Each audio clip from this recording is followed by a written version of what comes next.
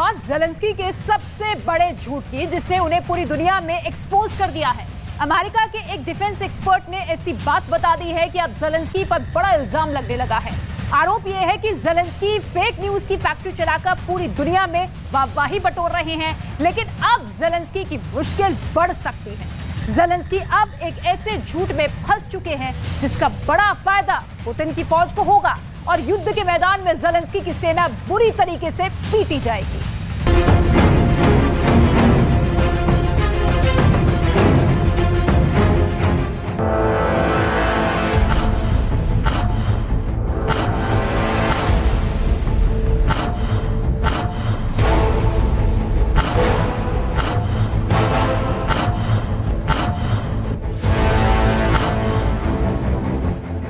Ukraine युद्ध में Zelensky का सबसे बड़ा झूठ पकड़ा गया है।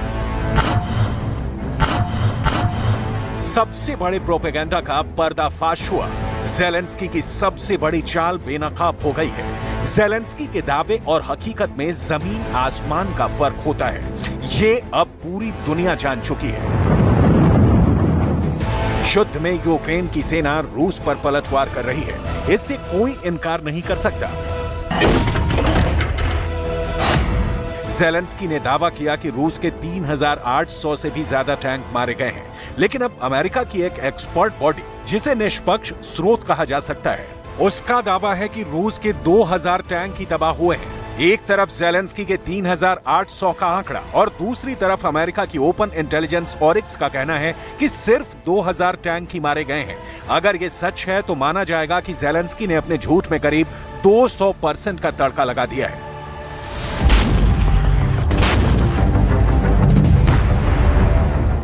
इसमें कोई शक नहीं कि Kyiv, Kharkiv, Kherson, Donetsk, Luhansk, Crimea, Bakhmut में यूक्रेन की सेना ने रूस को कड़ी टक्कर दी। ज़ेलेंस्की के जाबाजों ने कई जगहों को अपनी जमीन को रूस की सेना से आजाद कराया और फिर यूक्रेन के राष्ट्रपति ने पूरी दुनिया में घूम घूम कर इसका ढिंढोरा पीटा।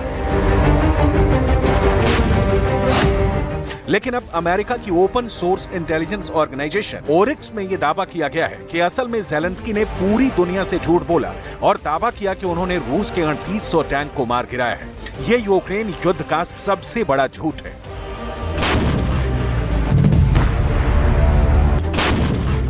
ज़ेलेंस्की पूरी दुनिया को बता रहे हैं और असल में जो सच्चाई है उस पर से पर्दा उठ गया है और ज़ेलेंस्की के झूठ का पर्दाफाश किया है उसी देश के एक्सपर्ट ने, जिस देश ने इस युद्ध में उनकी सबसे ज्यादा मदद की।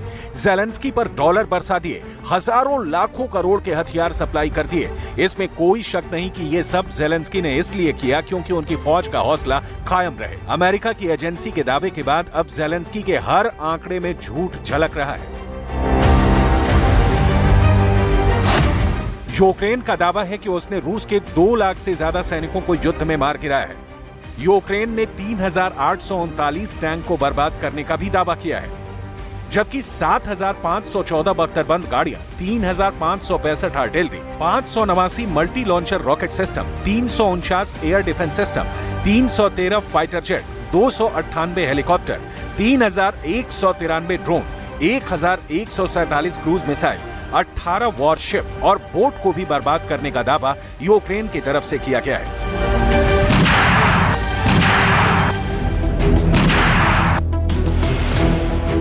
हालांकि इस पर रूस की तरफ से कोई बयान नहीं आया, ना ही किसी और एजेंसी की तरफ से इस पर कोई प्रतिक्रिया आई है।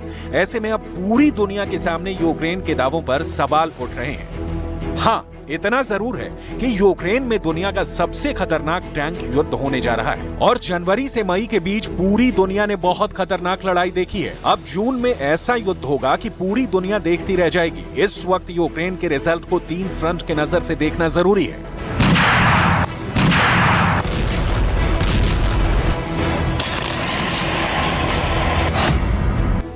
पुतिन खेरसॉन हार चुके हैं, लेकिन इसके बाद पुतिन सोलेदार जीत चुके हैं और अब पुतिन को पूरा डॉनबास बचाने के साथ साथ पश्चिमी यूक्रेन पर भी चढ़ाई करनी है। यही पुतिन का फैसला है, यही पुतिन का इरादा है और यही पुतिन ने ठान लिया है।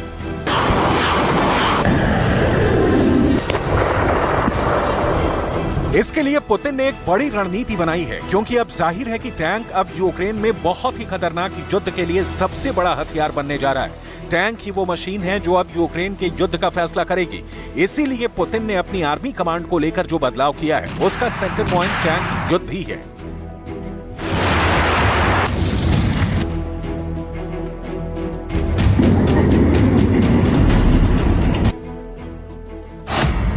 इसीलिए पुतिन ने अपने top tank commander Valery Gerasimov को चीफ ऑफ जनरल स्टाफ बनाया है।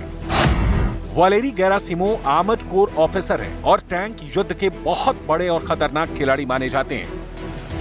जनरल वालेरी गेरासिमोव के आने के बाद अब रूस का फोकस टैंक वॉर पर है और साथ में होगी अटैक हेलीकॉप्टर की वो जुगलबंदी, जिसके सहारे टैंक रेजिमेंट यूक्रेन की जमीन को चीरते हुए आगे बढ़ेगी। यूक्रेन में टैंक युद्ध बहुत खतरनाक दौर में पहुंच चुका है, क्योंकि दावे बहुत बड़े बड़े किए गए हैं।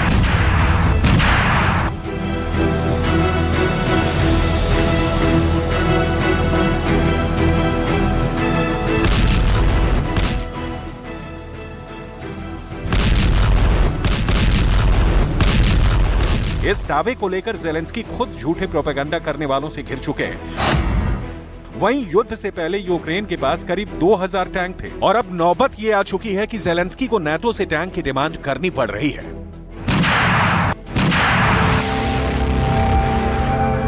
नाटो से चैलेंजर और लेपर्ड मिलने के बाद ज़ेलेंस्की का हौसला बढ़ा है और उनकी टक्कर रूस के बहुत ही खास टैंकों से हो रही है।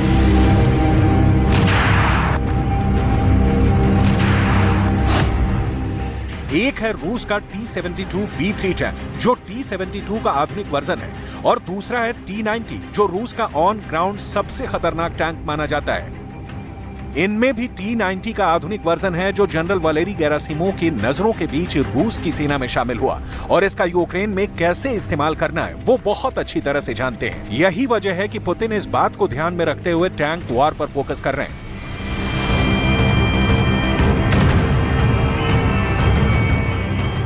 जनरल वालेरी गेरासिमोव अब रूस के स्पेशल मिलिट्री ऑपरेशन के कमांडर हैं और वो चाहेंगे कि युद्ध उनके हिसाब से लड़ा जाए। और ये बात याद रखनी होगी कि जनरल वालेरी गेरासिमोव को टैंक युद्ध में महारत हासिल है, लेकिन अब उनके सामने यूक्रेन नहीं बल्कि नाटो वाले टैंक का चैलेंज है और ये रूस के लिए बहुत बड़ी चुनौती कही जाएगी।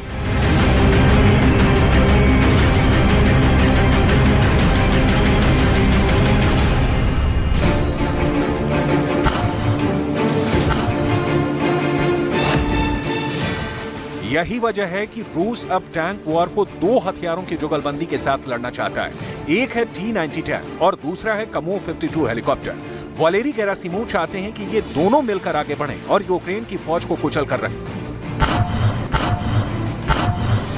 इस वक्त यूक्रेन के अंदर 3 बहुत ही खतरनाक वॉर जोन बने हुए हैं और पुतिन का वो टैंक भी फ्रंट पर देखा गया है, जो अब तक ज़ेलेंस्की के लिए बहुत बड़ा रहस्य बना हुआ है। ज़ेलेंस्की इस वक्त 3 वॉर जोन की लगातार रिपोर्ट ले रहे हैं, क्योंकि यहां से पुतिन आगे बढ़े तो कैपिटल कीव ज़ेलेंस्की के कब्जे से निकल सकती है।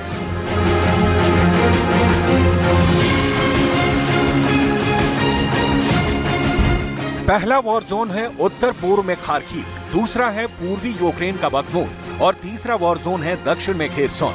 इन तीनों मोर्चों पर बहुत खतरनाक युद्ध चल रहा है और अब रिपोर्ट है कि पुतिन ने यहां अपना सबसे खतरनाक टैंक T-14 उतार दिया है। क्या यह खबर ज़ेलेंस्की को परेशान कर देगी या फिर इससे यह साबित होता है कि पुतिन बहुत ज्यादा टेंशन में आ चुके हैं?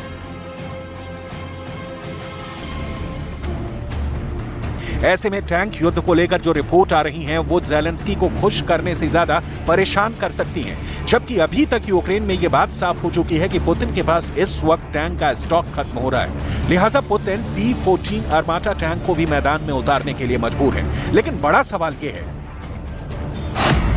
कि अगर T-14 आर्माटा का मुकाबला लेपर्ड टैंक या फिर चैलेंजर टैंक से हुआ तो क्या होगा? T-14 टैंक को लेकर पुतिन का भरोसा कितना है और ज़ेलेंस्की का डर क्या है? क्या पुतिन का सबसे खास टैंक यूरोप के इन दोनों टैंकों की चीथड़े उड़ा देगा? ये दोनों मिलकर पुतिन के सबसे खतरनाक टैंक का शिकार करेंगे।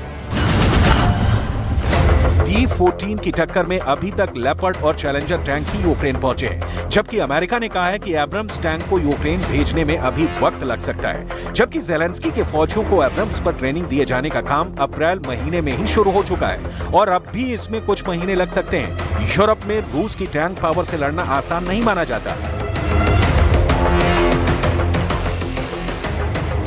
हालांकि आंकड़ों की बाजीगरी करके ज़ेलेंस्की ने टैंक युद्ध में रूस को हारा हुआ साबित किया, लेकिन अब उनके दावों की पोल खोल चुकी है। और ऐसा अमेरिका के विशेषज्ञों की बातों से साफ हो गया है। लेकिन ज़ेलेंस्की पुतिन की आर्मी को लेकर जो दावे करते हैं, अब उस पर सवाल खड़े हो गए हैं।